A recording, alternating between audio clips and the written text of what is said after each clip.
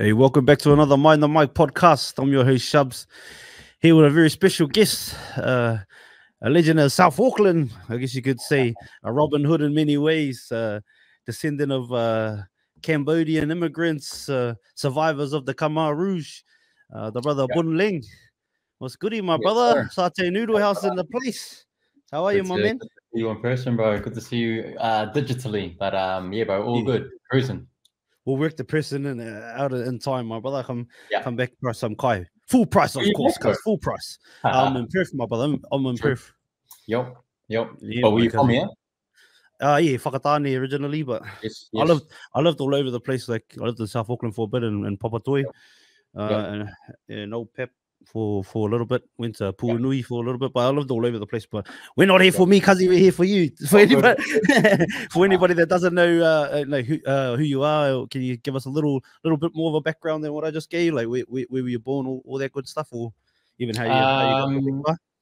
Yeah, Bun Leng, born in Dunedin actually, but yeah, New Zealand. After mum and dad survived the Khmer Rouge, came to New Zealand about 1980. I was born in '89, but then pretty much moved up to South Auckland when I was 1, apparently, so 1990. Raised in South Auckland till still here, still here. So yeah, but I don't have plans to leave. But yeah, went to schooling all around Rewa. But yeah, bro, that was the founding story. Yeah, solid.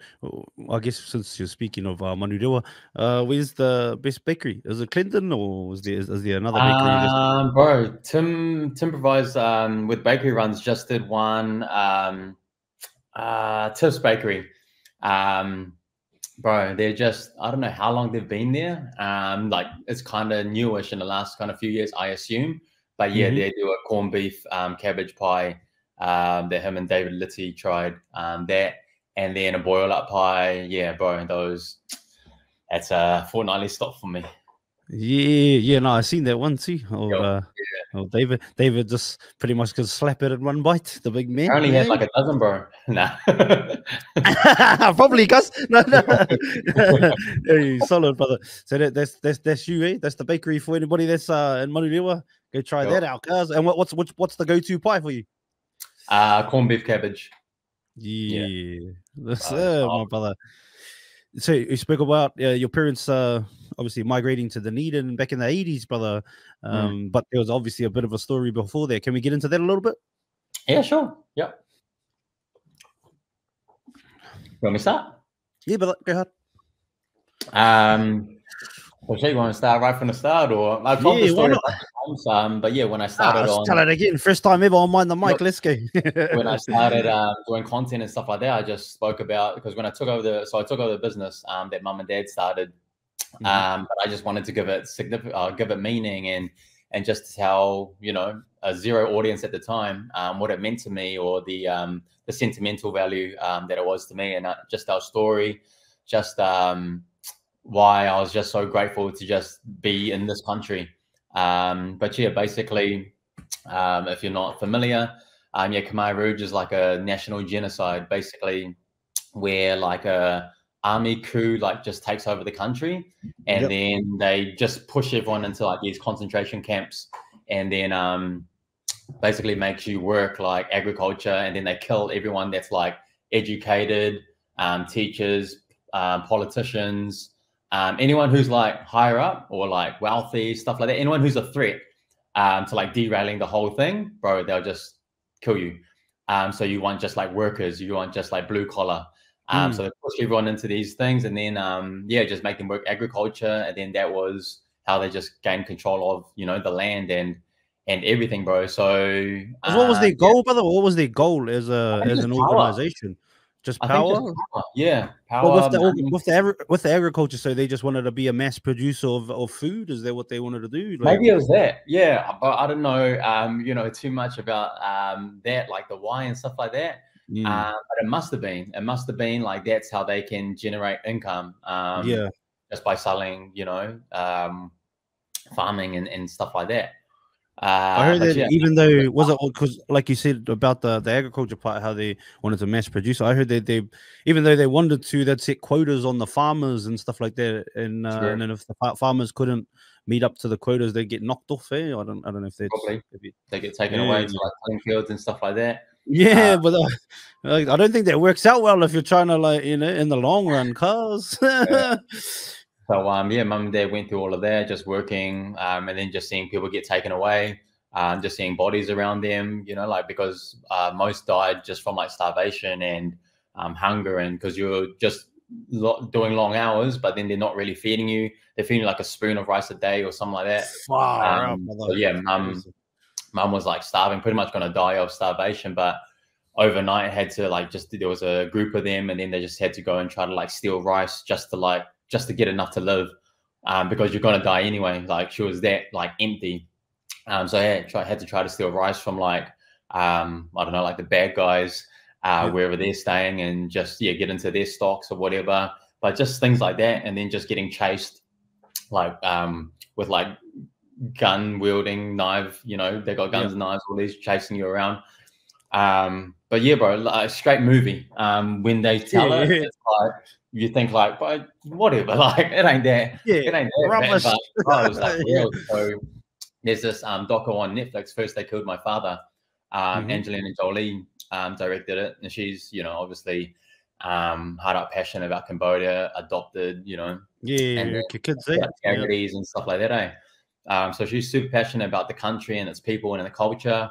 But yeah, she did a doco, and then it shows like, damn, that was quite a like an eye opener when I watched it, just to see, wow, that was like they're not talking shit, like they're for real. So yeah, bro, just crazy to think. Didn't believe your parents, but you believe Angelina Jolie. Yeah.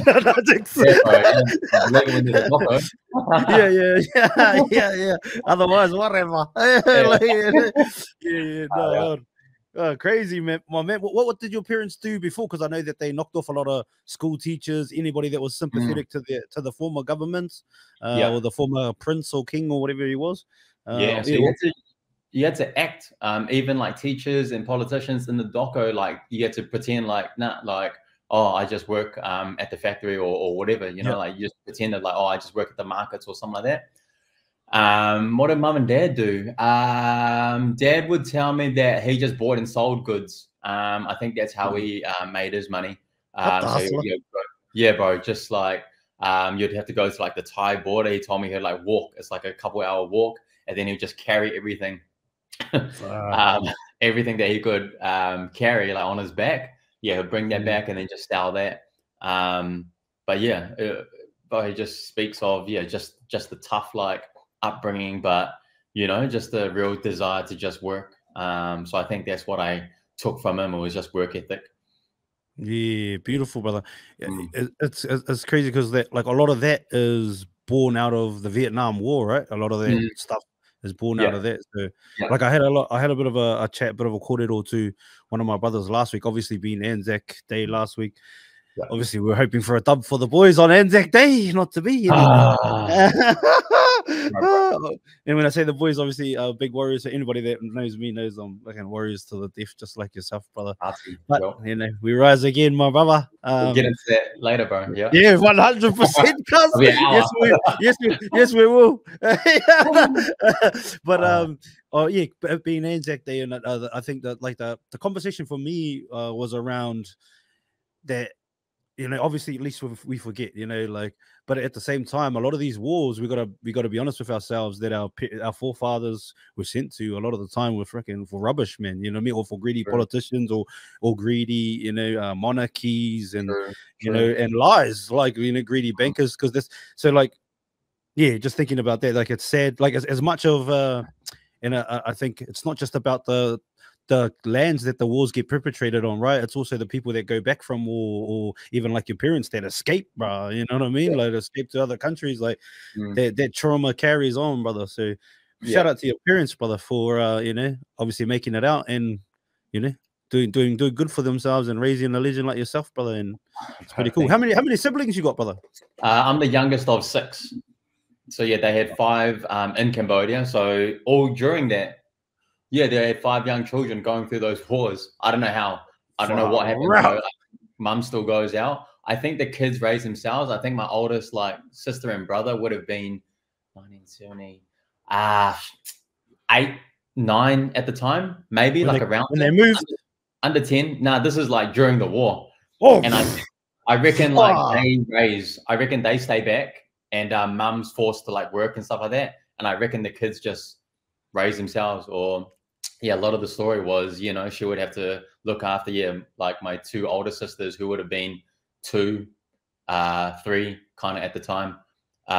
So yeah, it was like 5 kids. Yeah, it would have been 5 kids at the time.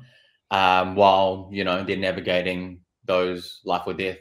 So, bro, I don't know how. And there's heaps of stories where, you know, some children die and stuff like that. But we're just lucky that those 5, like, they made it through. Yeah, survived all of that, and then jumped around different refugee camps before coming out here. Far up, bro. Like straight up, brother. Just props to the olds, man, and even your siblings. Like, have they talked about it to you growing up? Your siblings? So I think only my oldest brother and sister kind of have some recollection. Okay. The rest don't really. So they only remember like parts. They remember some like nights where they're fleeing from like refugee camp to refugee camp. But I think at that age, you're not aware of like the magnitude. I don't think you're aware of like how serious it is. They might just think, oh, we're just going for a walk at night type thing. But you know, it's like one step wrong and, you know, you're taken away. And yeah, they were robbed. They had to start again in their life like 3 times. But yeah, from refugee camp to the next one, yeah, it was knife point, and then just had to give all their stuff. So everything on their back and everything. So when they came here, it was literally zero, like just the clothes that they got, you know, a few spares, and that's it. Like no money, no gold, or anything. Came here. Who do they come to, brother, when they moved to Aotearoa? It was I actually think it was Mangere. I think it was 275. So I was like, where'd you guys go first? And yeah, no, I meant who? Like who? Yeah, who but was it was like a government organization where immigrants come in. Yeah, then they stay in like a hall or something like that. They teach them English, and then they try to like find them work and stuff like that. Dad would have done like factory stuff, and it just starts from there. But yeah, like they would have like no English, wouldn't know where New Zealand was. Wouldn't have I don't know, especially back then. Hey, brother, what the hell was that? You just on a plane, you get off, and then that's like the first time they felt cold. They were getting goosebumps, and it's like thought they were gonna die because over there it's like warm, muggy. So bro, it's like literally like shock to the system. Yeah, not a dollar. Couldn't speak. 5 young kids, bro. I don't know, far out.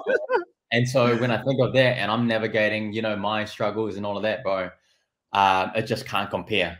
And so perspective, harder, and that's what gets me through, you know, some like challenging times and stuff like that. Yeah, no, solid, bro. Like it's eye-opening. Obviously, I knew a little bit about your story, and I love history, cousin. Like I've traveled a bit, been to Angkor Wat. It's obviously all that kind of stuff. So I don't mind a bit of, you know, a little bit, but you know, I'm not no bloody historian. Just love learning. Yeah, but the fucking hell sad, cuz like bro, somber. Oh, bro, straight up. And to be honest, like if I went now, I'd probably be even more because I didn't have kids at the time. So like I think once you have children, and you could probably speak on this being a father now yourself. Yeah, like I think it changes a lot of you know what I mean? Like obviously you love humans as well, but it's different when you have your own, like that's your own flesh and blood, and you look at that. I don't want to say thing, but you look at that thing and you're like, I'm responsible for your ass. Like, you know what I mean? I never felt fear. So like, I think if I went now, I'll probably break down because like if it was first time, 100. Yeah. Even learning about how many fucking unblown up mines are still there, but they're still active bloody landmines, the most in the world, bus. Like what the hell? Great. Yeah, crazy. Yeah. Go for a walk in the bush and lose your leg. Oh. Oh no! Yeah, 100, brother. Have you been to Cambodia? Yeah. Yep. We go every kind of 2-3 years, bro. My missus is Chinese, so like not Cambodian, but she loves it there. She just really finds peace there, so that helps. So yeah, we go pretty much every time we can, like 2-3 years. So how long before your parents went? Have your parents been back or? Yes, yep. So they would go kind of every few years as well. I went first when I was like 10 years old. That's when mum and dad took me for the first time. But they had already been before, or that might have been their first time back. To be honest, it might have been here for like 20 years before they went back. It must be scary though, eh? Going back after everything that they've fucking been through. What do you think? Or probably, like, bro. I actually haven't thought of it through their like lens, to be honest. But would have been crazy. I think before that, just couldn't afford. No way. True that, because got these success kids there. I'm gonna do this.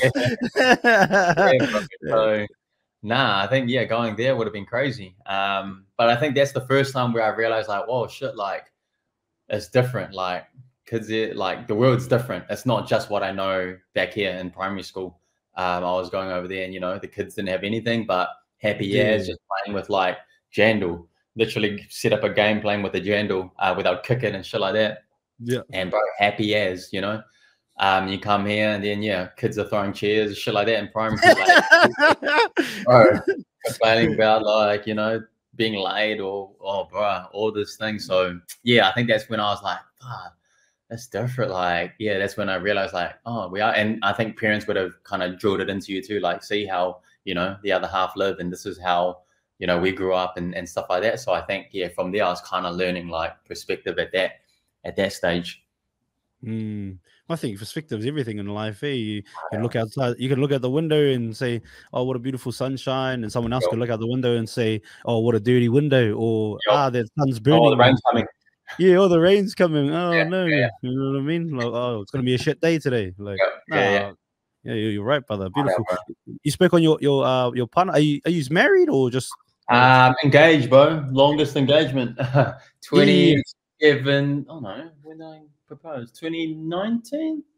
That's no, maybe 17. Yeah. Can we get another background story? You and Mumsy, brother. What do you reckon? I think 17. Yeah. Bro, married on paper. Like, If we break up now, she's got half. So we're married. But tell us about Mumsy, brother. How did you guys meet? Oh, bro, that's a whole crazy story. We met in 2008. We're two strangers at a club, and she got my number at the end of the night. And then we just text every day from 2008 till we became official in 2011. And we were in and out of relationships at that time too. Just friends. Just friends. Wow. We're best friends. On lay-by, cuz on lay-by. Investing. Hard brother. Hodling, cuz. But she lived in Wellington the whole time, and then when we made it official, we were distant, so we never lived in the same city. And then 6 months in, we were doing Auckland, Wellington. She decided to move to Melbourne, and that's where like the worst years of my life started. 2011 till like she moved back probably 2015, 16, something like that. So we're on and off when we're in distance, bro. Just went through the wars. What's that like, brother? The worst things, bro. Like just young, insecure, like different life. She got a new set of friends going out, all this stuff. And this was the years I took over in 2011. So, bro, I was literally working 7 days, 10, 12 hours a day, 70, 80 hours a week.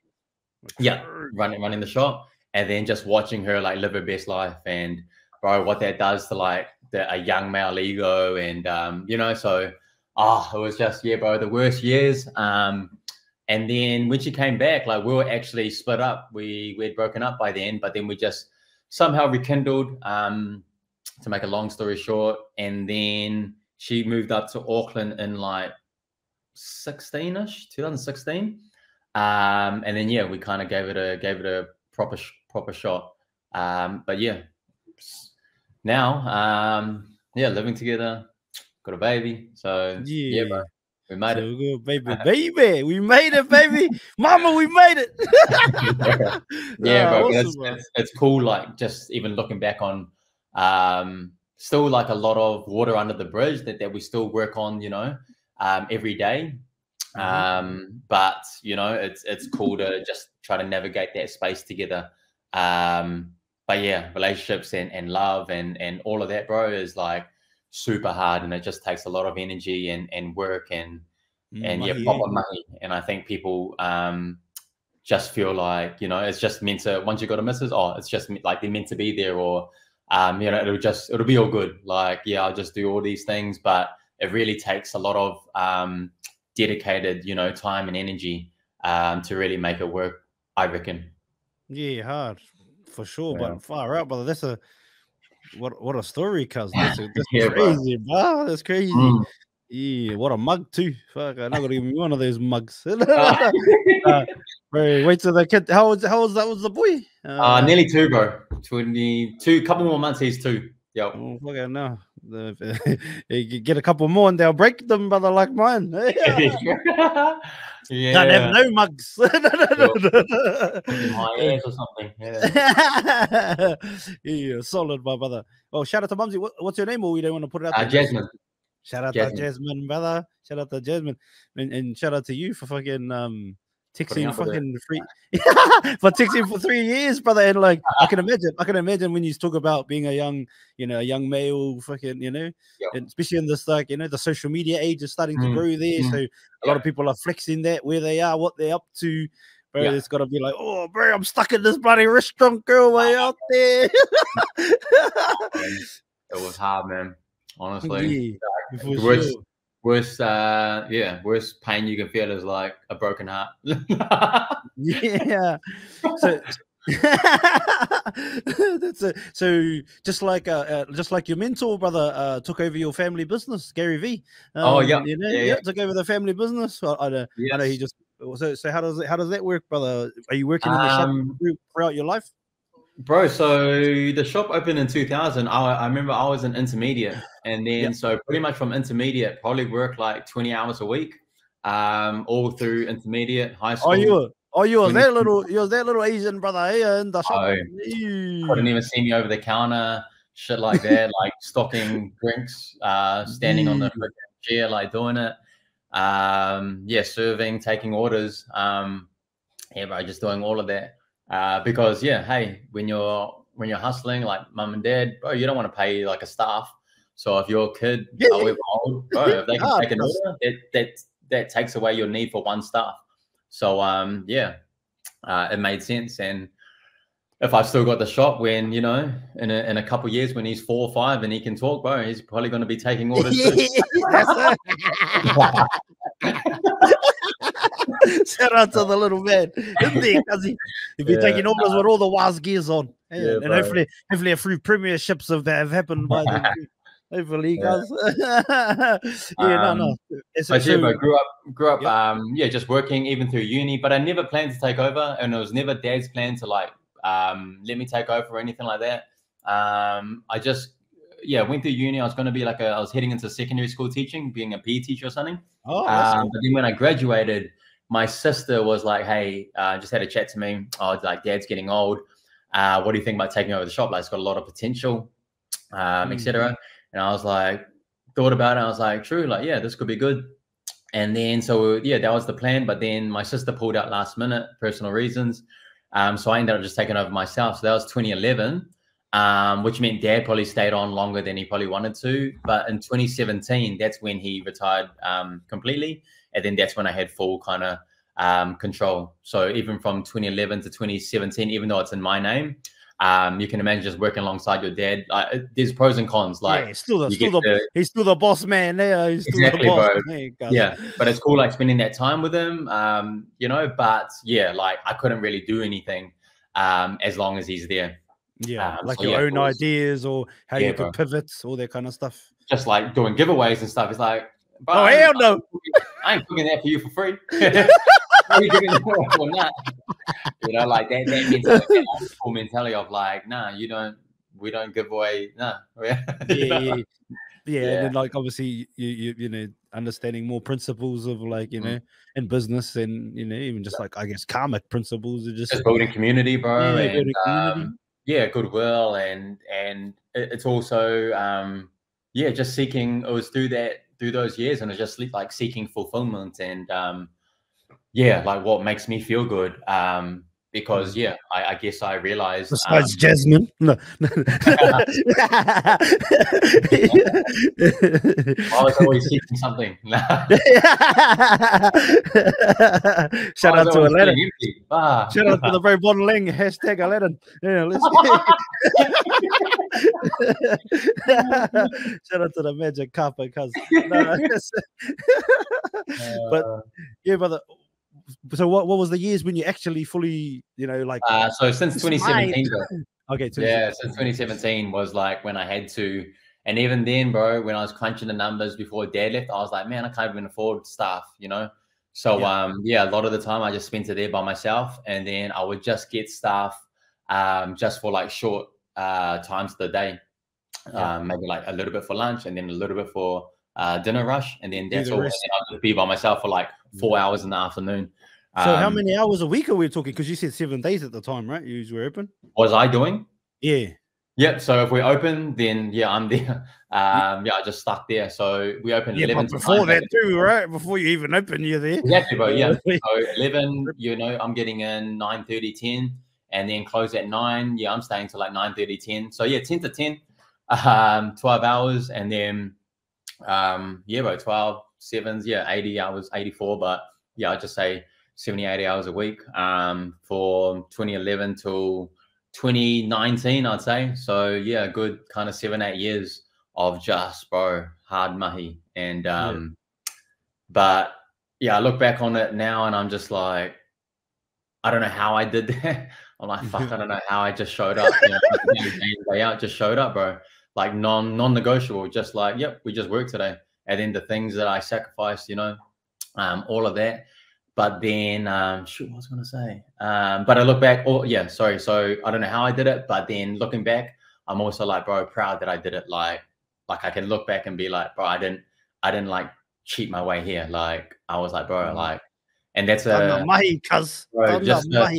just that feeling of being proud of yourself in a non you know, boastful way, like, but just to genuinely like be proud of yourself and to know that you can't be proud of what you've done and not be boastful. That's a bullshit fucking mentality, eh? Like I want to change that shit, eh? Like yeah, you know, it's crazy. Like you know, I'm gonna change the world, like Puck said, but I might spark the mind of the person that changes the world. I think like it's a big thing with the tall poppy syndrome too. As like, you know, people think you can't be proud of your achievements, or you can be, but you don't want to be too loud. Like, bro, you can be loud about it because you done the mahi, brother. Fucking no, fair. It does, and that's not putting down to anybody else either. That's just fucking no, bro. I've done that shit. Let's go. But it's funny because in our society, bro. So anytime I speak of what I just spoke about, I will put the disclaimer, like, you know, like without trying to still be humble, or you know, because I know. It sucks that people have to be like that, though. Eh? Exactly, like it's just it's our culture. Whereas, like Americans, for example, you know, it's just a different story. They can just say it, you know, proud, and you know, people will cheer for them a lot of the time. So yeah, just different cultures in society, bro. Yeah, no, 100%. But I like what like Izzy said when he did the Hellberg Awards. You know, like pump each other up, and you can stand proud in your own power and not be putting down to anybody else, brother. So. Nah, I can be proud of you, my brother. I'm proud of you, even though, you know, I've just fucking watched from afar, and you know, I haven't even tasted the food yet, but we'll get there. People I do know that have been say fucking good shit. Yeah, so yeah, that's it. Satay Noodle House, Papakura, let's go. Yeah, 100%, brother. But through those years, those 2011 to 19 years, you know, 80 plus hours a week. What do you think the biggest lesson was from that for yourself? Like, lots, but just work ethic, discipline. So just your cliche traits, bro, that you know everyone wants, but you don't get it until you like really like commit to it and commit to something. But yeah, like discipline and just showing up when you don't want to, work ethic, you know, just grinding. So yeah, having been through that and done that, I just, no matter where I find myself in life, let's say, what's a worst case scenario? Let's say like we divorce and I got to start again. Like she's taken half and I've, you know, literally we'll be renting or whatever. Like I just know that, bro, I'm going to be all right because I've gone through those days where I've worked like 80 hours a week. Like, so just knowing that, bro, just instills like a lot of confidence, I reckon. Just starting from, just working every hour. I think just brings about a lot of confidence in terms of, where you find yourself in life, and just having a belief that no matter what happens, like, we're going to be all right. Like, God will never take me to what he can't take me through. Yeah. That's the way, brother. I've known that line for like since Bebo days. I think it was like the Bebo. it was like my tagline or some shit like that. Yeah, oh wow. Yeah, I heard T.I. say it, and I was like, yeah, TRP, man, king of the South. Yeah. But when I trusted that, I was like, fuck, it's so true, bro. Like, yeah. You're a big like a hip hop fan, rap fan, or like? Yeah, bro. I think again, South Auckland, bro. It's all hip hop, R&B. But like the ticket out was money. That's all we wanted. Like was cars, money, hoes, cars and clothes. Like, right? That's all we wanted though. Like it was like that American, like that culture. Like growing up, it was like that was like that's what you aspired to be. That was success. So I was heavily influenced. Who's your top 5 rappers of all time? Sure. That's where you get judged.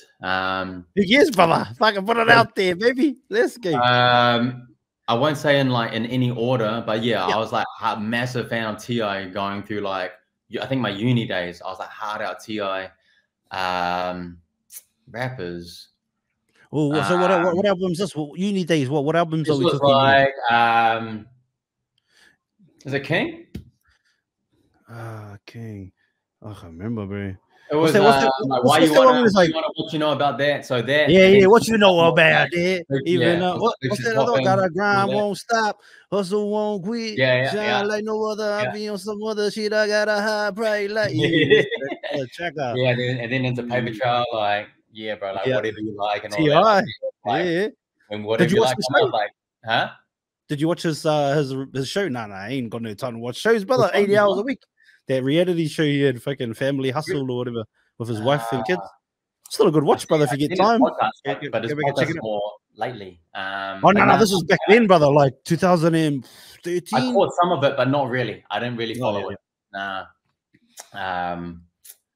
But and then just Kanye. Oh no, it's harder Eminem, and I was thinking to my younger days, like primary.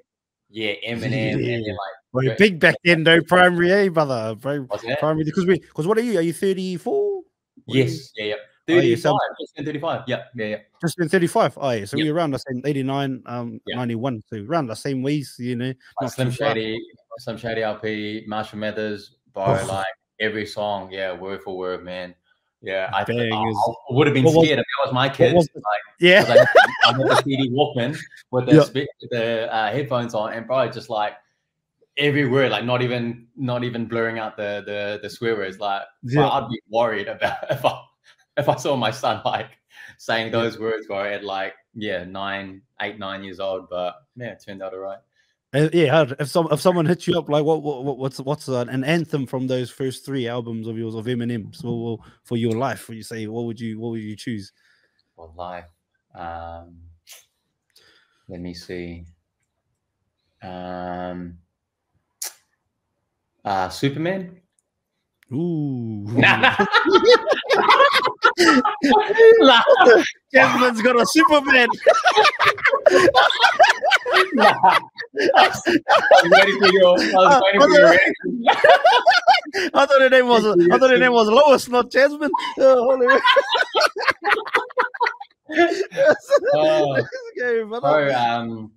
When I collapse, for a gym song, like when I of course, till I collapse, that build up to that. So that gets me going. The life anthems, not sure, bro, not sure. No. What was it? Oh yeah. Which one? Which one did you say? The way I am would be like because I am. That's an on one, bro. I reckon that's an anthem for me too. Just in the fact of like trying to do things like different and trying to do things that are out the box, and you know what I mean. That people are like, oh, wouldn't you just go work in our mines, go do this, go do that? Yeah, shut up. You know, Bro, even just living a life that's like organically true to you is like hard in this day and age. So even doing that is like a win. Like I see that as like success. I think a lot of people, if you ask them, are you doing what you really want to be doing right now? I think majority of people would probably say no. So yeah, even just being able to live a life that you're where you want to be, you know, all the time, bro. Like that's powerful. That's hard. That's success to me. Yeah, 100%, brother. And I think a lot of the times it's societal pressures, right? People are driven by either the appearance to like you have to be a doctor because you're call me a racist or whatever, but because you're Indian, or you have to be an engineer because you're, you know what I mean, like that kind of stuff. You're Filipino, you gotta be this sort of thing. You know, you're Maori, you better be this and that, like all of that kind of stuff. Like they're driven, you know, like, and a lot of the times people, you know, like yourself, you went to uni, but you ain't doing no PE teaching out here. You know what I mean? Like, no, you know what I mean? Like, you know what I mean? Like, but that's like a lot of times, like parents will tell you, like, we want you to go to uni, but they don't even know why. You're like, unless you know what I mean. It's just like in their head, it's like you get a good job. Yeah, exactly, brother. But they tell their friends like, oh yeah, he's at uni studying business or some shit like that. Took that but as a 17-year-old, you don't even know what you want to do in life. And that shit changes all the time. And then you graduate, all of a sudden you got 20, 30 grand debt. But it's a scam, man. Scam. Don't get me started. Don't get me started. It's a trap, bro. It's a trap. Well, but the whole system, though, eh? Like, you know, system, bro. Like the whole just it's that whole like control you. Yeah. 100%. Well, it's an assembly line. That's why we have fucking bowels. Like the bowels come from the assembly line. That's why you're taught to slide up, sit down, shut up, put your hand up. If you want to speak, it's all making you a robot, man. Like, you know what I mean? It's legalized. What are my parents? A genocide. Nah, except they don't kill. Yeah. Or like, it's like a concentration camp, though. And if you think about it, right? Like, but over there, it was like you're all the same, but you wear all the same. You know, you have the same uniform. Everyone looks the same. You know, so you're not meant to stand out. You stand out. You get detention. You get all these. Yeah, literally. If you work a problem out and you can't show how you worked it out, or you know, or you show them a different me too, brother. And then I figured the problem out quicker than the teacher, and they're like, nah, that's wrong, but I got the same answer. Exactly. You know what I mean? What are you talking about? And then you get into the real world, and it's only just about getting to the answer. Yeah. How to get it, or however way you get it, you get around it, whatever the way, your way. That's what life's about. But exactly, so it's teach you to think one way, and that's the right, and then any other way is wrong. So, bro, don't get me started. Like, yeah, but you know, yeah, 100. Like, and like, it makes sense that just before we move off of it, it makes sense that not only do you do it like they do it to brainwash you, but they're also doing it while they keep your parents in work. You know what I mean? Keep your parents working for the system, and not, you know, most entrepreneurs don't come out of fucking higher education. A lot of the times they come out of fucking high school dropouts that end up fucking figuring out, you know, a pain point in society or whatever. But yeah, 100, brother. Anyway, we move on because we're just gonna get worked up out here like the Warriors lost again. No. I get cancelled if you post that. No. I don't give a fuck, bro. Fuck straight up. I don't care. But cancel me. I was a streamer on TikTok for like years, bro. I got the top of the rankings all over there, brother. Cancel me if you want. Yeah, whatever. Yeah, bro. I had my own people, you know, usually the case. Maori's fucking making videos, like, you know, tearing me down, like, look at them, fucking, as they do, brother. You know, when you're doing that, like I said, like I don't know if you know much about streaming on TikTok or anything like streaming in general, but pretty much. There's only in the like 3-4 years or whatever that they did this thing called weekly ranking on TikTok, where you like you get, it's just whoever gets the most gifts in the time is that's the gist of it. But how you get them is up to you, like, you know, and obviously you build your community. But over there, fortunate enough to get number one on all the different rankings about a year ago. And but before that, I used to rank every week pretty much. I'd just do it and then I'd look after my kids. But then like people, because they're look after you.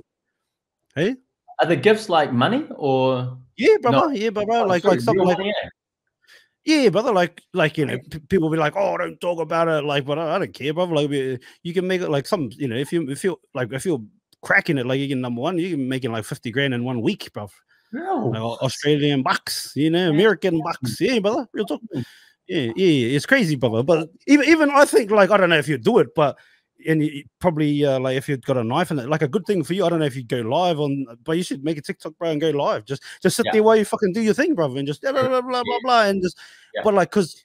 And hey, Gary V talks about it, bruv. Like TikTok has the most organic algorithm, brother. So like, you're just like, you know, vibe attracts your tribe. Same again, brother. For you, I reckon it'll be good, bruv. Just chop in something. All you have to do is push live and just do your life. Like, and obviously, if you're gonna yell at someone and push mute, no. I am bloody bastard. No. But on that, just before we move on, so I was quite successful over there, and there was only 3 Māoris that got top 1 ever, and I think I'm pretty sure I'm the only one that got it in all of those, like Dream Factory, Rising Stars, and Weeklies, and again, this I can say this proudly, people, but without hating on anyone else, you know what I mean? Like, it's nothing wrong. And you know, and Cuzzy Tricks was one of them who's got a huge platform. I've never been a content creator. I'll just jump on and talk shit, you know what I mean? Like, that's all. And then like only recently, January, I started this podcast. I launched in first week of Jan, right? And this will be, I think by the time I drop this, it'll be like the 150th episode, brother. In like 4 months. But I planned to do this for a long time. Like, I'm a conversationalist. A lot of the time with the TikTok thing, you're talking to people over and over. And I also did big lives on Instagram during COVID, like before that, where I don't know how I just stumbled into it, and you'd end up with like I'd have like Donald Trump's bloody advisor sitting on the bloody podcast, this like Pentagon person. What the fuck's going on here? But I just have a yarn, and just having yarns, because and anyway, so. Like I said, with this, brother, I plan to do this for ages, bro. I want to make the biggest podcast in the world. It sounds crazy, but like I'm in a position where I'm able to do it daily, brother. Like Monday to Friday, you know, you booked in on the old calendar, brother. There's slots all, you know, Monday to Friday, and if they're filled, brother, I'll run it, bro. So and then I'm just gonna put out as much as I can, brother, and talk to as many interesting humans as I can, like yourself. So. Yeah, we go, Cuzzy. But anyway, that's enough about me. Back to the Bun Leng, brother. Back to the Satay Noodle House, Papakura. Eh? Go. So how do you progress from 80 hours a week, 80 plus hours a week, to going into what you're doing now, brother? Like, where it's not that pace. Like, when does that sort of pivot start happening? Oh, yeah. Well, what's the epiphany, I guess? So what's that? Was there an epiphany about it too, to be like, oh, fuck, I'm doing all this? But not really. It was just hard out ideas that I wanted to do with the shop. Heaps of, like, again, like we saw a lot of potential in it. So I was just doing that. First one was like change the whole menu. So like we had like 70 menu dishes, you know, when you go to like a Chinese takeaway, and it's like freaking 12 fried rices, 12 chow meins, and all of that shit. So I just cut that down to like 2 or 3, and you choose your meat. So just condensed it and made it like simpler. But yeah, cut it down to now we got like 29. Yeah, maybe about 29, 30 dishes. So yeah, like halved it and some. So yeah, it was menu adding some menu items, like things that I grew up with, like treats from, I call it mum's collection. So treats that we got growing up, even though we didn't have much, but on a special occasion should make like a Cambodian curry. And so like being able to do that, get the recipe from mum, and then be able to serve that to the people was just like something that was like significant to me. So we got that and a bunch of other dishes. So it was there, and then like changing up the insides. I'm just thinking aloud of what I did as a timeline. So just changing up the aesthetic of the place, doing that. But yeah, it was really just finding and just building a team then, because we started with just having one person, and then it went to another. And then having to get like part-timers and stuff like that. And then, but yeah, just growing a community from zero. I remember 2017, had to like start a Facebook page, Instagram, from zero. Doing videos, just talking to the camera of how my day was. What do you guys want to see? And then, doing specials, doing giveaways, just getting your name out into like community, doing like collabs with like fellow businesses, a lot of just Gary V stuff, just little, bro, anything that he said, bro, I would just do it, and just, but getting over, building courage to like put yourself out there, because even that took, that was hard. Like just you'll see some comments, you'll get people messaging you like, oh, what's this guy up to? Like, why is he like trying to be all of this? And why is he being tried? But bro, it was like that was like for a lifestyle. That was like to generate more income. So it was like I either just sit here and like keep making what I'm making, which is like below minimum wage at the time, or try to like get more people through the door. That's all like my focus was, just to build, just to grow. And then and I just tried to do that again, Gary V, like branding, just telling stories. Not out trying to get sales or anything like that, like trying to put my food, like, bro, you scroll through my whole free value, brother. Now, bro. So like I hardly post food. Like I'm probably like, I reckon I've at all eateries, all like eateries online, I probably post like the least about food. And that's not like a flex.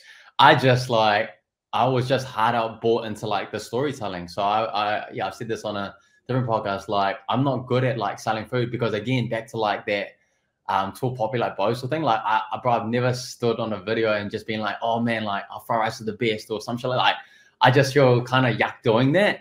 Whether like, even if I believed it, but I will give you reasons to support our business over, spending your dollars down the road. Like that's where I wanted to like put energy into. Yeah, bro. Yeah, exactly. And show why I care, and show, like what makes me tick, and and just putting, when I would make a bit of money, I did like fundraisers to like feed people during COVID. That was a big one.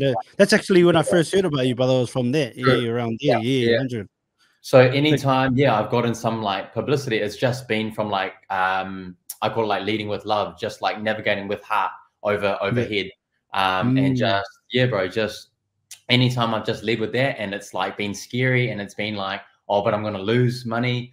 But anytime I've done that, it's just like, that's when like the most money's come in down the track, like in a long-term thing. So just heaps. It was heaps of that, bro. That it was started off small. I'm just doing it with like a business down the road. And then, when I generated some income, then it's like, okay, let's raise a few $1,000s for like children in Cambodia, which is like something, close to my heart. Of course. And then, when I heard everyone struggling through COVID, I was like, man, what can I do? What can I do to help?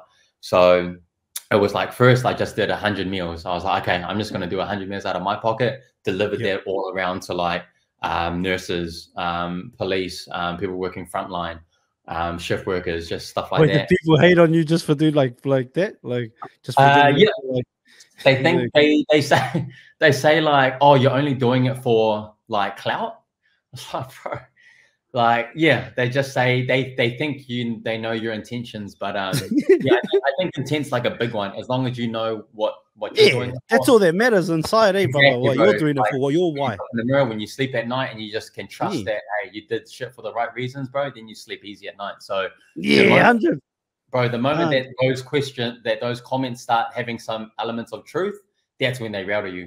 But as long as you can trust your intent, and then the comments are just water off the duck's back, because, bro, it's like Gary Vee says, brother, same thing. Like, what do we like, get money to, or like, what do we strive for money to buy things to impress people that don't give a fuck about us? Like, what I mean? The same thing, bro. Like, their opinion shouldn't be just on that, brother. I thought of a point quickly.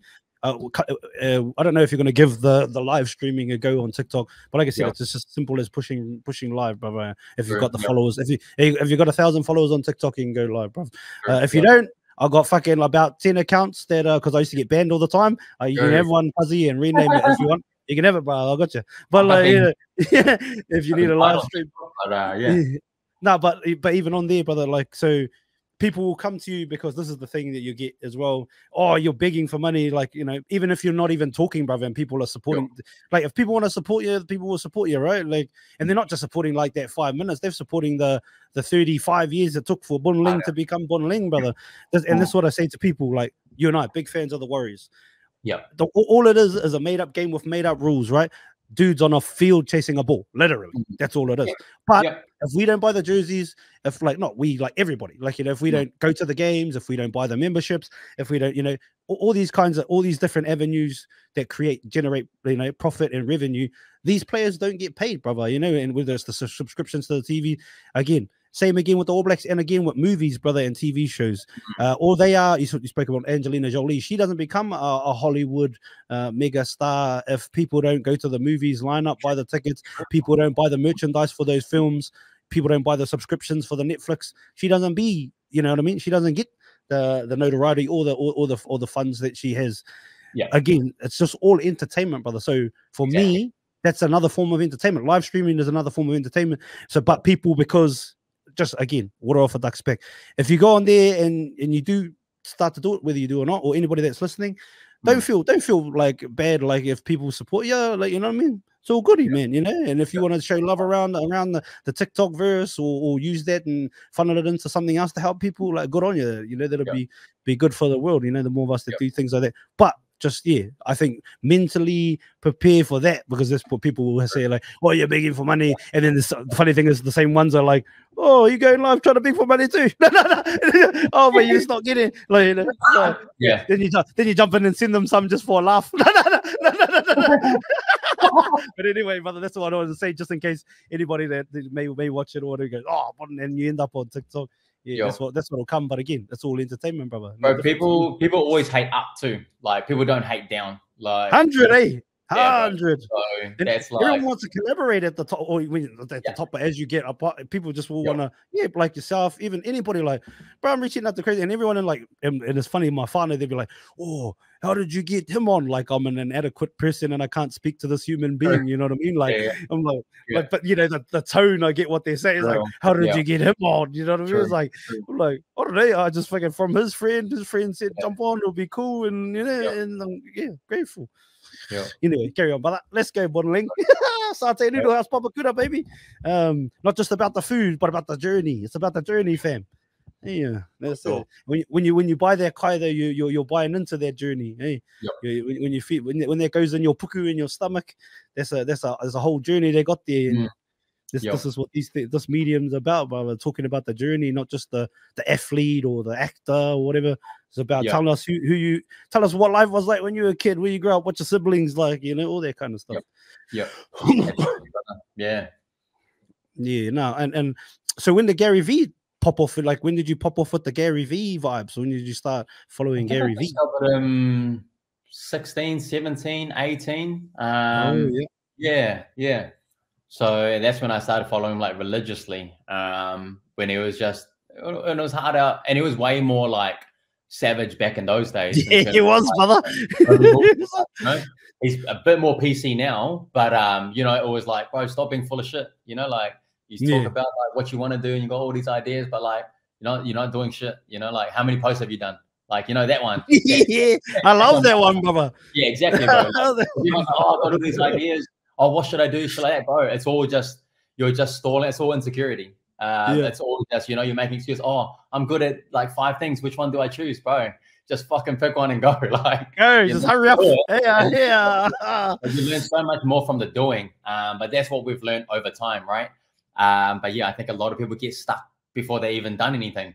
And that's just insecurity. It's just fear. It's just, you know, but man, it's like, just what's the worst that could happen? It's like, you just got to deal with some naysayers until you make it, until you know. And I remember when I got on the project for the first time, and that was like a life-changing moment for us. And that was just through telling stories, telling my family story. All of that landed us a segment on 7 o'clock, the project. TV1, TV3? I forgot, but one of those.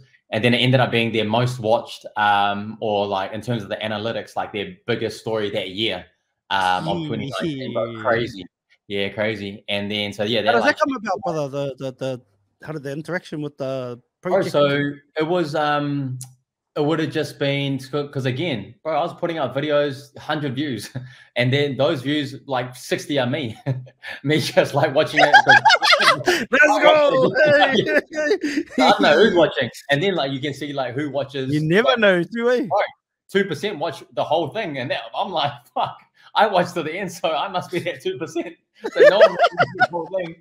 But hey, again, bro, you could use that and be like, oh, I don't want to do this no more, or you just never know. And so it was just a friend of the producer. I think it was one lady, and I still don't know who it was. And then she shared it with like one of the producers of the project. They're like, hey, look, check this story out. I don't know what you think, but you might want to cover it. And then, so the producer of the project ended up DMing me saying, hey, we love your story. Would love to cover it. And bro, even that, I went to my audience, my community, and was like, oh man, I don't know if I want to do this, because like I'm like scared and stuff like that, you know. I get shy and nervous and all of that. Like, oh, I was just comfortable doing what I was doing, like my day in, day out. And then they're like, nah, you got to do it for like, the community, do it for like Papakura. And then so when it started like saying you got to do this for your family, doing all of this, when you're doing it for everyone else, it was like, I had to. Okay. And I said yes. And then you're saying yes to that. And then it was saying yes to like everything else that came after that. But yeah, bro, that's how that came about. And then we're talking about putting videos to like no viewers, shit like that, and getting shit on. But then when that came out, bro, the shares, everyone shared that. Oh, look at my mate. Went to high school with it. Oh, you want to share it now? And I keep the receipts. So like I've got names of people, same people that have messaged me, commented, saying like, "Oh, what are you doing? What are you up to?" Jokingly, but still taking a shot. Yeah. And then the same people that share it, same people that cheer for you when you get to you make it a little bit. So it was once you like experience that and feel that firsthand, you're like, the hate doesn't matter. Like it's like these same people, these same haters will cheer for you when something goes good, or when like there's a bit of when you've got the clout all of a sudden. So yeah, kind of like little full circle. Wait, you know what? That resonates right now. Like speaking on the TikTok stuff, brother. Because I grinded on there for a long time. Just went live and battled, do all these things. But and just to be honest, it was my escape, bro. Because I was looking after my kids every day, bro. So it was like just like when they're asleep, or not even when they're asleep, when they're fucking just when they're playing with something, I just sit there and then like change the hold on, brother, just gotta change a nappy, because change the nappy, because fucking just then. So a lot of people knew like Shubs' lives were fucking you could hear the kids, you wouldn't really see them, you could just hear them on green screen a lot of the time. It was just that stuff, brother. And then when again, like you said, people that when you stopped like going to support them every day because you were just trying to do your own thing in live, you know what I mean? But like, we should all just, and then they don't want to talk to you anymore, or fucking, you know what I mean? When you're not, but then when you're fucking back you're at the top, oh, fucking hey, brother, always believed in ya, like in the chat, because they do a thing like, so the rankings were used to, but now it's changed from weekly. So it'll be from Monday to Monday. Whoever gets the most gifts in that time in that region. So Australia and New Zealand used to be one region. As one region, you would like you would get the you get number one on that ranking, right? And then but all through the like week, you can look in the leaderboard when you go on lives in that region. You can click and see who's up there. So you see your mate. Oh, my mate's up there. Whatever. You know what I mean? So that would be the thing. And then a lot of huge content creators. That's the weird thing that I learned too. That like. You could be a huge content creator, but if you haven't built a live stream like crew, like a live stream fucking like foundation, like don't mean shit, bro. Like straight up, like you could have heaps of viewers, but a lot of the viewers that scroll on, like say on TikTok, a lot of people there's a couple of people. There's the people that scroll on and just watch posts, and then there's people that live in live streams. Two different people, and a lot of the people that scroll and they live in live streams don't really watch content, and vice versa. Yeah. So like you got to build that live community, obviously. And then like because then my family when I was on there, and they'll be like, oh, how do you beat that person? He has like 10 million followers. I was like, but that doesn't matter. Like those 10 million followers that he's got, like they probably don't even watch live streams or understand how it works. They don't go to lives, you know what I mean? Or they do, but they're like, what? And then if you go in some of the comments of people who are big content creators, and then they go to live stream, because some people they'll be like, what's going on here? Like, or they're like, what do I do? You know what I mean? Like, or they'll be in a bit, like, oh, what's going on? So that's what I try to say to people is like, there's two different, there's two different people with, or communities on the, and there's multiple other apps like Kick's a big one. That's quite a few of my mates have like got big deals with Kick now, and there's other ones. I see Max Holloway, he's got a big deal with Kick too. Huge. But there's like streaming huge, Twitch, and there's so many platforms, man. But just on that, what you were saying there, just want to point out. Carry on, brother. My bad. Fire up. Shut up, it's not your podcast. Shut up. No. I mean, you and your story and all of that too, bro. So. Yeah. I mean, I got plenty of time to share that. I'll be thinking, but it's just when I hear things, I just like probably the ADHD or ADD that hasn't been diagnosed. But, I haven't been. Yeah, but when they're like, oh, it's my ADD, and then I'm like, what's that mean? They're like, yeah, fuck, I do all that shit. I'm a bit like that too. I'm tapped all good. Brother. 100%. So you haven't really done any lives much at all, or not really, bro? Nah, like whether it's Instagram or TikTok, nah. I find it like it's that typical like, oh, bro, it's hard to like hold an audience. So I've kind of stayed away from lives, and I haven't really understood like because I've watched some, and then I see like those little emoji shit. It must be gifs. Like, what is that? I honestly didn't get it, and I'd go. But anything like young, I go to my staff who are like my part-timers who are like school age, uni age. I'm like, it's the way, brother. They know. They know. Yeah. And so I'm like, fuck's going on there, bro? And like, I just, I didn't get it. So I was like, if you don't understand it, then you kind of just stay out of it. Might be the next progression, brother. Though. Yeah, bro.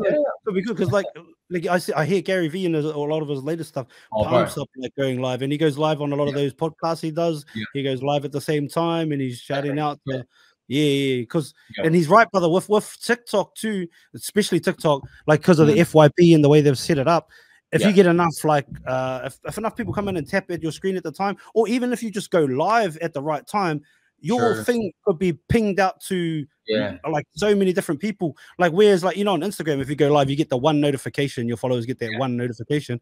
On TikTok, like you can keep getting put to the top of the algorithm, like of the live algorithm. It's crazy, brother. And people like, because I'll give you an example, right? People. So I started a thing called I jumped in this thing called a grow room. I learned because I was like, oh, I want to give this TikTok thing a go. How would I be able to build a community? Because I don't have no fucking following, bro. You know what I mean? It's like, but I just wanted to give it a go just to see if we could do some things over here and have a laugh and bring some joy. I roll with a crew of people. Then we all had all these ideas, and then I looked at these grow rooms. So it was pretty much these big creators that would go, or creators that would help you grow a following, so you could get live access, or you could get different things like 5,000 followers. You could get a certain like badge, and then 10,000 you could get like monetize your videos. So every video you can make a bit of dosh on if you get enough views. So like these were these different markers that people wanted, but also as organic real followers as well. It wasn't bought followers. So I figured out what that was. I watched them for like 3 months, and I was like, bro, I think these are the pain points that we could do differently. And I was like, bro, I think, and then I did it, brother. And for a little bit, we had like the biggest grow room in the world for like a few months. Like, and I'm doing like 10,000 viewers at a time, brother. Crazy, like 100,000 plus in one live stream, 4 hours stream out the gate, because little Māori boy from Whakatane that lived all over the place and lives in WA, brother, and a couple of homies that came with me. But it was for me, it was just to try and learn how to do it, brother. But like Gary Vee says, brother, the more you like, the TikTok rewards you, the longer you stay on, brother. Too.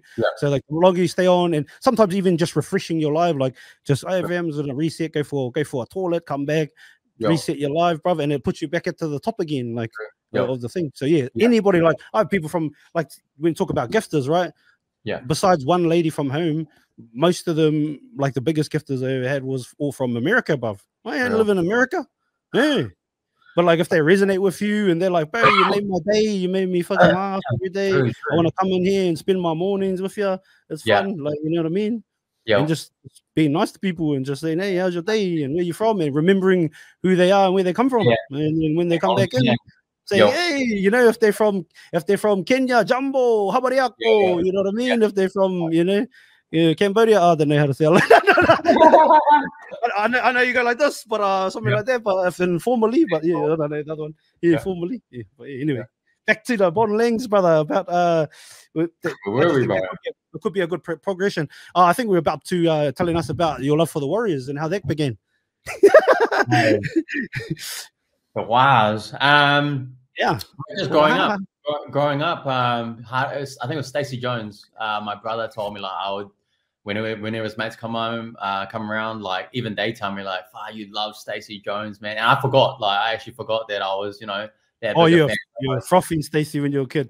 Yeah, bro. Like I'd have a ball. I would always have a ball in my hand, and whenever his mates come over, just Stacey Jones, I'd do a chip and chase, like grab around shit like that. Stacey Jones, just shit you do as a kid, bro. Stacey Jones without the booty. Yeah.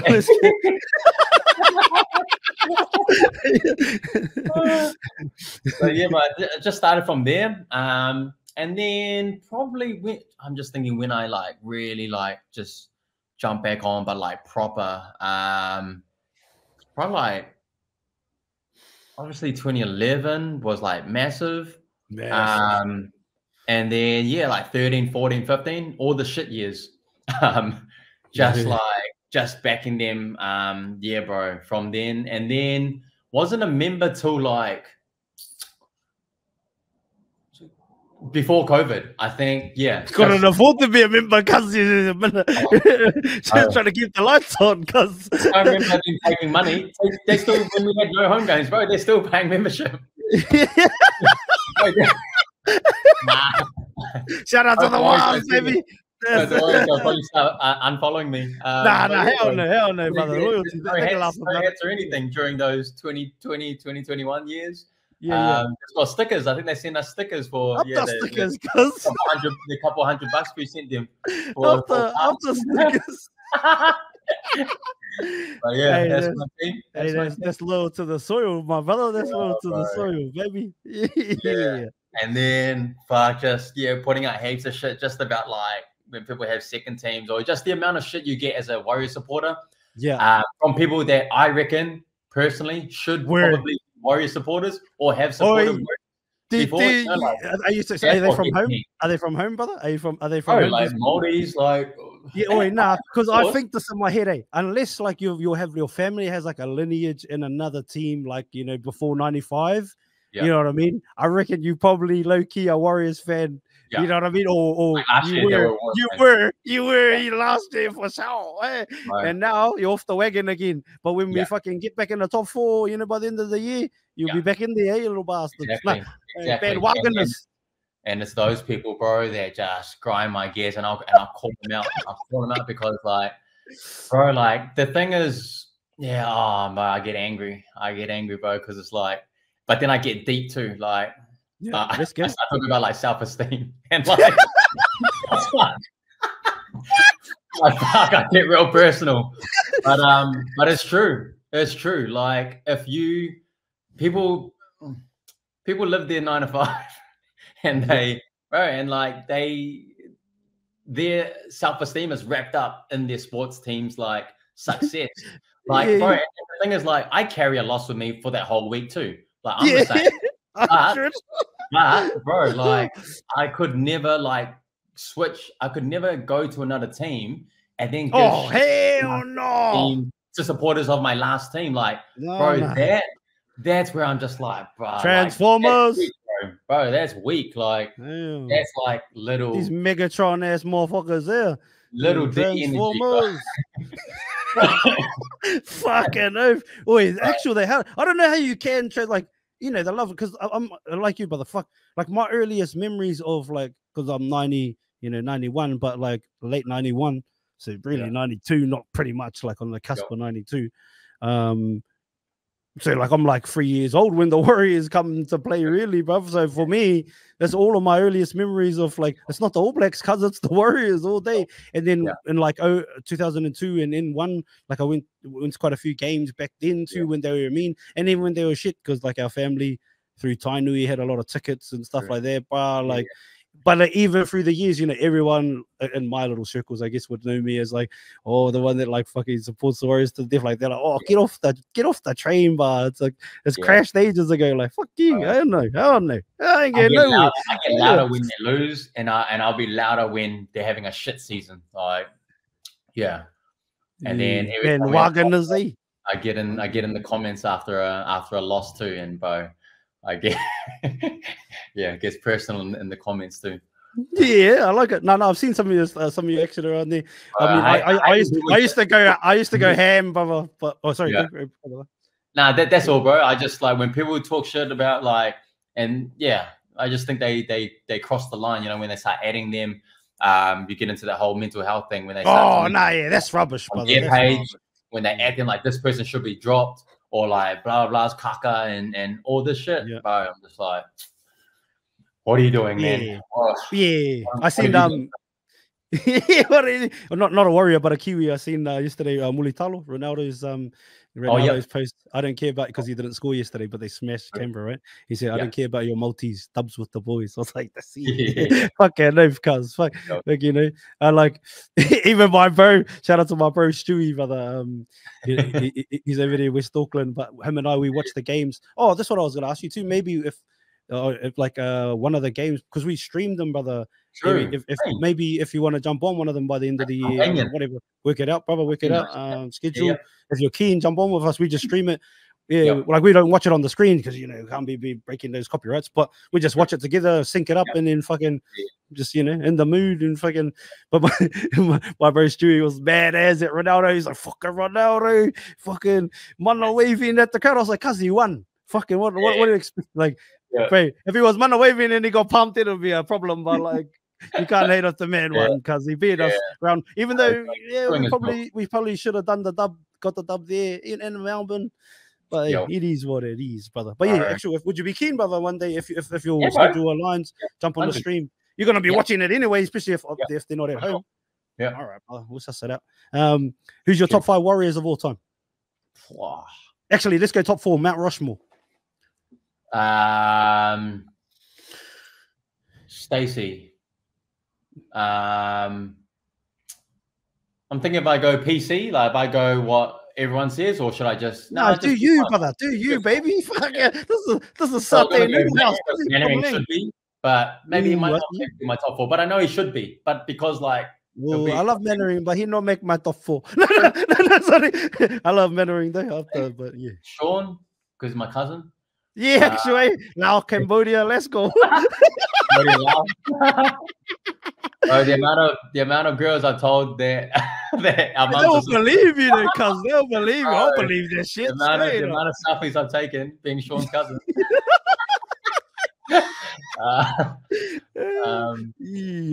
Those two. Who else do I love, bro? Favorite players. Bro,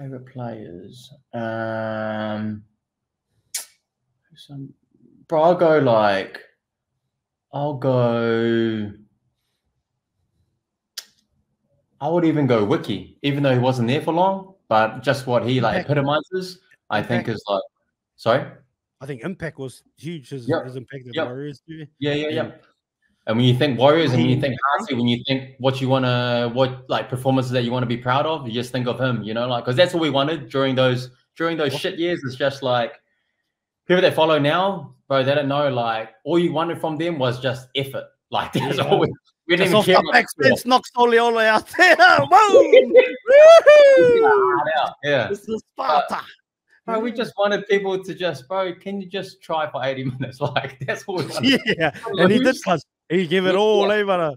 But for the team, like, that's literally that was our standard. Now everyone expects us to win, but bro, if you're around in those days where all you wanted, don't even care win or lose, you just wanted the boys to like have a proper try and just, you know, be able to look each other in the sheds after the game and just know that you've, you know, put an honest day's mahi in. That's all we wanted, eh?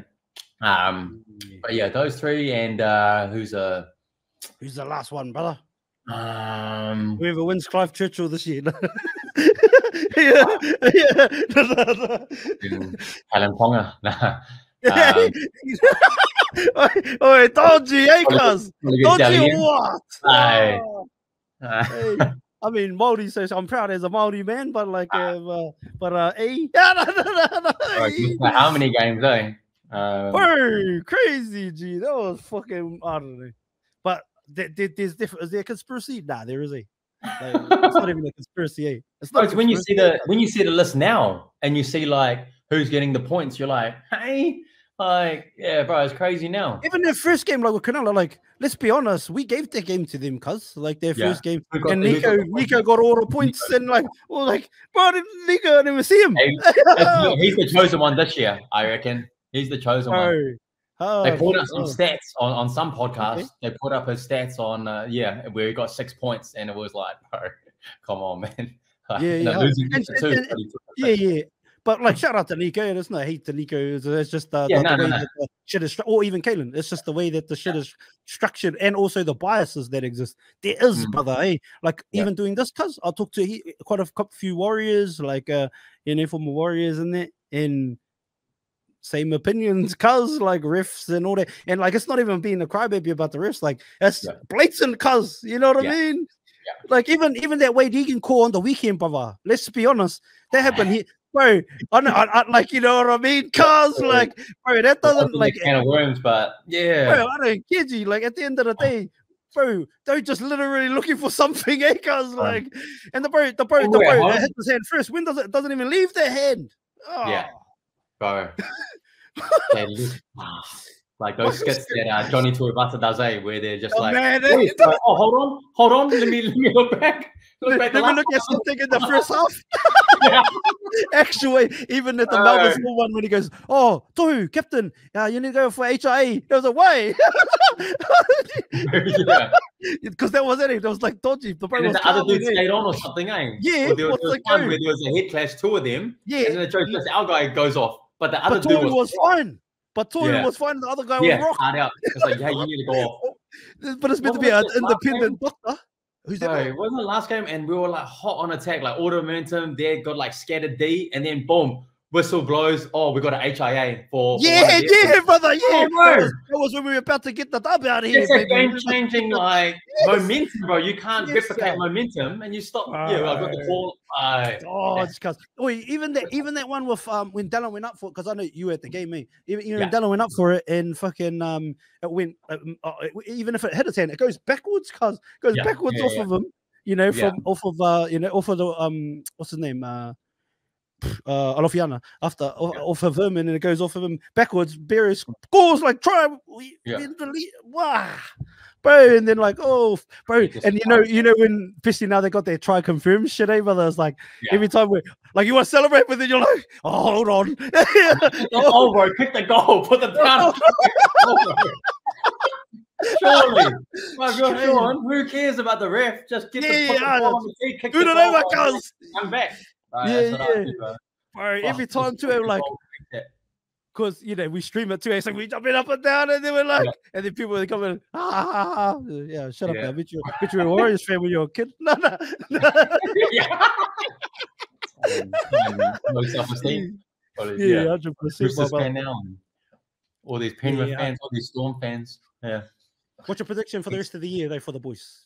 Just bro, I think, or I hope that they're going to turn this little patch around. But this happened last year, so it's all good. You just got to peak at the right time. You just need momentum coming home. Yeah, you can do anything. But hopefully, like no one's won it outside the top four, so we still got to be top four. Yeah. Really, first time for everything, eh? Yep. Yeah. Really thought last year was going to be it for some reason. Just felt it. I was like, this is going to be it. But they'll turn this around, bro. I've had a look at the even the TAB after we lose a few games. I'm like, bro, that's when I go hard on TAB. Yeah, Kora. They're still not that good. I think was it to win or something like that? It was like still $20 or something like that. I was like, so they still confident. True. They're still like it should be more. Like yeah. But that's the belief that that's where they hold them though, eh? That's where they hold us. Yeah, Exactly. even they know, eh? Because even though like Aussies, obviously, someone to piss me off, like James Graham, not Aussie, pop on me, but like you know, if I Aaron Woods out, but come on the podcast, eh? But but like you know, fucking the boys there just. Bro, I just honestly think, cause like this, I think they probably needed that, and in a way, you know, we learn more from our losses than our wins, eh, brother? So For sure. I think you know, going forward, we could go on if we go on a run here, cuz next 4, 5, 6 games in a row, 8 games, and you know, cuz shut your lips. You know what I mean? We'll be right. We got the team to do it, cuz we got the team to do it. We got the ingredients. We got the coach, so yeah, we just gotta keep the faith. Keep the faith. It's not keep the faith, brother. Still early, bro. Still early. Got a couple bars from that old song back in the days. What's that? Got a couple bars from that old song back in the days. Remember the old Matter of Faith? Remember that song? Oh, yeah. Back in the days. So, like, but I won't keep you too much longer, but I got a couple of questions, if that's okay, before we do get out of here. Yeah, easy. Yeah, solid, brother. If you could only eat one kai for the rest of your life, what do you choose? One meal. It can't be like, oh, wait a bit of this, and I'll put it over there. It's got to be like an actual. Could it be like those? I'm thinking like one of Mum's cookings, but I'm gonna say, could it be like one of those island barbecue plates? Oh, I like it. Chicken from no, let's go there. Let's go there. Because, bro, like I wish I could eat more island food. Like that's like good, eh? I talk about heaps, and no one's brought me island food. Somebody bring them some island kai. And even like hangi. So like, yeah, I love like whenever it's like the market's on, like I'll always go hard on that because I just wish I could eat more of that because like, I'm always trying to like put on weight. But I just can't feel like the island boys. I'm like, bro, I want to be eating what you're eating. So yeah, that. But I think Sean said 2 poached eggs every morning, brother.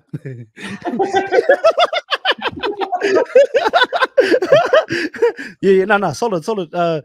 Yeah, bro. I reckon, like, to be honest, and I'm Māori, but like I know that we don't have the most fucking like diverse cuisine. Like we don't have much flavor. Like, and hangi's like nice. Boil up is my favorite food of all time, because like always. But like I know that it's just pretty much salt around here, because like you know we don't got the main flavors, like because you know I've spent a bit of time in Thailand and all that quite a lot, and I love all those cuisines, you know, even some of your fellows kais, gangster Vietnamese, all that too. You always want what you kind of like don't have the way. So yeah, me being like, having all that stuff, you wanna true. So but if you have to choose something out of like those plates, what would you, if you could choose like one specifically? We'll go that, but like let's say you got to choose something off of one of them. Bro, I just love like because they've got like those chicken, right? So they do the chicken and then they do like the potatoes. And they do so like, but it's all of it mixed in. And I'm just like, bro, this is so much value. And then they sell it for like cheap as. I'm like, I don't know how they I don't really know how they make money on those plates, but like, yeah, like meaty as. No wonder they come in to mine and be like, bro, well, there's not enough meat and shit like that. Because I got a kid, mate. Whereas Asians is just like more carbs, you know, like it's just get that rice in you, get all this stuff, and flavors and all of that. But yeah, Ireland's just like bro, meats, carnivals. No, solid. If you could have one superpower, which one do you choose and why? Oh, I think for a long time, was like is it X-ray vision? Is that one? Or like see-through? But you can make up your own, cuz Elliot Dixon, you know, the old Highlander, he made up one, like he could just know everything. So if he read something, he'd know it straight away. He'd never have to remember, like everything would be. So make up your own. Like photographic, but like everything is stored. You know what I mean? Because you know you can learn something. Like you and I could have a conversation today, but like you know, a lot of this could leave our brains. Like, but whereas stuff you told me now, I'll go talk to my sister later and tell her everything that you told me, just so I'll remember it later. You know what I mean? Got like an AI brain or something. Yeah, bro, still see-through. See-through. What do you want to have X-ray vision? What do you want to look at? Bro, it was like that was back to like when we used to ask that question in high school, and it was just like, bro. Oh, that was the answer. When you're just like young, like, all right, Yeah, just real proofs. So you haven't grown up. No. No, I would have thought during the Jasmine and Melbourne days it would have been teleportation, cuz. Bro, that was like just wanted to be X-ray vision. X-ray vision, fucking in a different country. See where she's at all the time. Just on that too, I still haven't grown up. No. We don't need to, bro. We don't need to. Yeah, 100%. X-ray vision, yeah. Fly. X-ray vision. Fly. Cliche, so it's cliche, yeah. Well, why fly though? Well, what's the reason? But imagine if you could fly, yeah, like it's almost like a teleport. But if you could just, just be somewhere else and like, in 5 minutes, like just be like freaking in Europe or like, we'll go to all the Wild games over in Aussie. Yeah, imagine doing that. Yeah. Take the boy for a ride. This game. Yeah. On the magic carpet. Yeah, hard. That's it, brother. Yeah. I seen you too. That was cool when you had him at the tunnel. Like, could be you one day. Yeah. I was like, yeah, that's it. I like that, brother. Fucking I know, fair. Sean Johnson's nephew out there. Yeah. It's not if he's not his dad though, bro. I never played footy growing up. Always scared. At all. Nah, always play touch. But bro, because everyone was massive. I was tiny ass, so I was true. Like, South Auckland, cuz. Take it by them. Nah, no thanks. I was like, nah. And then you progressed there. You went from there to playing touch with Jasmine. No, let's go. Solid, my cousin. If you could cook a meal for 4 different people in history, dead or alive, don't go, oh, my grandfather that died, and obviously give us a famous one, because give some 4 famous ones you'd like to cook us to come and have a meal at Satay Noodle House. But not only you cook for them, you go and sit down and have a chat with them or listen to them. Dead or alive? Yeah, dead or alive. True, bro. Probably like Chris Brown. Yeah. I got these 2.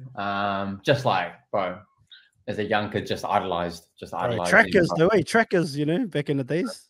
Yeah. Like their first album. Fire. Legendary. Who else? I'm trying to think deep, but like, I'm just thinking. Who else? I'm good at these questions,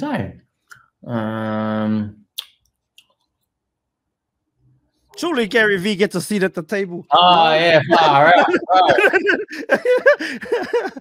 Like I think of meeting these people in like real life, and I'm like, I don't know if I could do it. Like I'd just be too. True. Imagine cooking and you're cooking for them, you're like, fuck. Bro, we had Justin Hoddle and Willie Mason come in, and we did pretty much like a private setting, bro. Fuck, I was like, bro, I was sweating. I was just like tripping, bro. That was essentially what that question was. Like, it was like, yeah, you can have them. So, bro, that was crazy. Like, so even that on their level. So yeah, is that in your mind, cuz like as you cook every day, you fucking 80 hours a week forever. You fucking this is your you've been doing this since since baby's been babies, since the was mean back in the days. You know what I mean? You're cooking. Does that come in? Like, do you get those nerves, cuz, or like when you're cooking for other people, like someone bro. Yeah, 100. Yeah, it's not because some people be like, oh, it's just autopilot and shit like that, but nah. Not this. It's different, bro. Respectfully, cooking for someone down the road versus cooking for someone like you fucking like hold on high esteem, brother. Yeah, you look up. No, definitely, for sure. Because you don't, and a lot of the time you might not even have to meet that person that you're cooking for down the road. You know what I mean? Uber. That's it. And then, so who you got? You got Gary V, Chris Brown, Usher. One more. Ooh, Usher, baby. Yeah, bro. Usher, bro. Massive fan. Favorite track from Usher? Just off the top. Superstar is what got me. I did a little, when that Superstar meme, or not meme, when the that challenge was going on and it was like doing all the notes at the start. Yeah. I did that when baby was born, and then that just took off, bro. I did a few videos like TikToks on that. Who else? KV business. Athlete. Do you got like a cooking or a chef fucking inspiration at all? Or Not really, bro. Like, I'm not even like. My dad. Nah, I'm not really like a chef by trade or anything like that. Like, I don't consider. I got approached by Simon Galt, you know, the New Zealand celebrity chef. He wanted me to do a in-house like private thing at his kitchen in front of like 20, 30, 40 people, and to do like a couple of my dishes and like tell the story and all of that. And I declined that. I probably should have said yes in hindsight, just for like the experience. But that is scary, like for me, because I'm not like, even these days, I'm not really on the tools, to be honest. And then like, I know how to make everything in that shop, but like, I'm not like a chef by trade in terms of like making like anything else. Like, I don't cook at home. Like, I do now, like a little bit, now that I'm home a little bit more these days. But like, yeah, I didn't grow up like learning or like how to cook different cuisines and all of that. Even when I had the KFC shoot, and they were like, hey, come up with 2 recipes using KFC chicken, bro, that was scary. This was like Urban List and all of that. And I came to that was cool. kitchen, bro, came to the home kitchen, and bro, that was so, I was sweating in that too, because yeah, again, like, it's just that's not something that comes natural to me, and so that, yeah, I tried to pull out of that, and they were like, no, we really want you, but yeah, had like 7, 8 strangers in my house, like just watching me, like just crumbling. Bro, like it was like KFC freaking brand manager, their like marketing, like head of marketing person, Urban List like director, bro, crazy, like all these people. I was like, bro, is this that important? And then when I saw them come, I was like, oh fuck, like, yeah, scared as. But yeah, bro. So who's your last one, brother? Oh, I said Tiger Woods. Oh, Tiger Woods. Yeah, don't worry, Jasmine. He's not trying to follow his off antics. Just about the mindset and being a great tier. Yeah. And turn little man into Sean Johnson's golfing nephew. Yeah, that's it. That's it, brother. Last one, brother, before we get out of here. Visualization 10 years from now. What does life look like for Bun Leng, Satay Noodle House, the Whānau? Good question, brother. I've never really been like a goals person or like a harder like think about, oh, okay, I want this, this, and that. For some reason, bro, I just haven't. I've been like I'm a real like day-to-day person, and as long as I'm wherever I want to be, back to like success, like as long as I'm doing what I want to be doing, like day in, day out, then like I feel like the future's going to take care of itself. But to your question, 10 years, 45. Maybe more than 1 kid, who knows, maybe a second, maybe a third, but that's down to mama, or down to her, bro. If we're blessed enough, then yeah, that'd be cool. I don't know what I'll be doing, bro. I just hope that, you know, I got peace of mind, and I'm how I feel right now, like just happy and just in a space mentally where I feel like, bro, if this is my last days, hey, I'm grateful for, you know, right now 35 years. Hey, in 10 years, I hope I'm grateful for 45 years. And, you know, I hope if that is my last day, I don't go away thinking, man, I wish I did this, or I wish I did this, or, you know, just having no regrets. So again, and that's back to the day-to-day. If I ever wake up one morning and I think, man, I don't want to do the shop no more, or I want to start navigating in this direction or jumping on this journey, just having the courage and having the luxury to be able to pull those triggers and just go down those roads.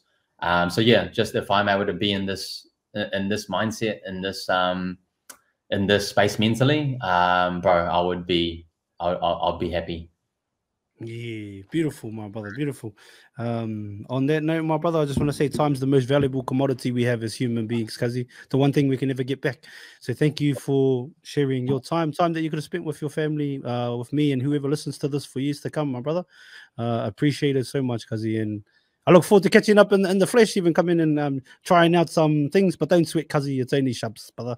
It'll be cool, and also I look forward to seeing you. You know, whatever success does end up being, you know, visually. I hope you achieve it all, my brother. And I hope our boys. I hope we even meet in the grand final this year. We go watch the boys win the grand final this year, eh, brother? Yes, in Sydney. Yeah. Fucking but thank you. Thanks for having me on, bro. It's a privilege, and yeah, just thanks for reaching out. And bro, cool to connect with you for the first time, and I'm sure it won't be the last time. We'll do that live stream the game. Yeah, we'll do that, bro. And I'm sure, yeah, hopefully, yeah, we'll connect in person one time. And yeah, bro, awesome. Just it's cool seeing your journey from here on out too. Yeah, cuz I'm all the way in, cuz. So yeah, I'm gonna give it me best, brother, for years to come. Hopefully, I'm old and grey, and you know what I mean. Got a walking stick and still doing it, baby. You know what I mean? Like, hard. So let's go, my brother. Big love, my man, and all the best to Jasmine and the magic carpet and the little genie, my brother. Let's go. Thank you so much for watching this full episode of Mind the Mic. It takes a lot of time, energy, and effort to create these episodes. So to know that you've watched and listened to the entire thing means the world to myself and all our hosts. If you could, before you leave, please hit the subscribe button and share this episode out to as many people as possible. It would help us so much. Thank you again to everybody that's still here, still watching. Thank you for all your comments, all your shares, all the DMs. Appreciate you all. Make sure you follow us on every platform. Have an awesome morning. Have an awesome night, depending on where you are in the world. Mind the mic out. Oi, have you hit the link in bio yet? Watch full episodes on YouTube or listen on Spotify, Apple Podcasts, and all streaming platforms.